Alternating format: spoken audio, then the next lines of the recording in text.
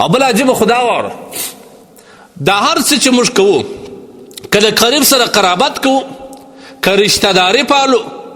یا هر څه کوو دا د دنیوي غرضو د فایدې په خاطر باندې تا بدلې دي موږ ته د یوې معاشرې خلک کوم سړی چې پیسې لري دولت لري د هغه متعلقین و احباب به ډېري پوښتنې کول والا به ډېري خالي به یو شناخت سره لري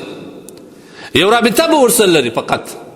دی به په هفته کې یو ټلیفون وکړي حاجي صاحب څنګه یې خیرات په خیر دلته ناست وم راومي یا د دې سړی یو پوښتنه پر وکړه مرض خو به دی سفر دې په خیر دی په دې څنګ ته یې د کور و څنګ ته اکا پروت دی د کور و څنګ ته یې ورور دی ماما یې دی اما یې ده خاله یې ده پلار یې په خپل کور کې ورسره دی په هفته کې نه په 2 هفتو کې ولاکه پوښتنه ورباندې کړې ته په پردي سړي باندې ستا یادېږي پوښتنې پکې څه شی دی دنیوي غرض دی دنیوي فایده ده یو څو روپۍ پر وینې یو څو مقصد ورته لري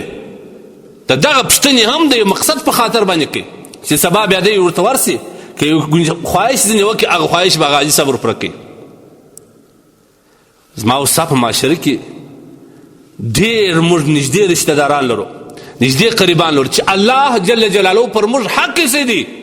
او دا د انسان د کامیابۍ لویه ذریعه ګرځولې ده چې د خپل قریب سره قرابت کول لیکن که هغه قریب پیسې نه درلودې دولت یې نه درلودې مال یې نه درلودې او خوارکۍ ماښام ګوله په سختۍ سره برابرول د دې پوښتنې والا بیا نه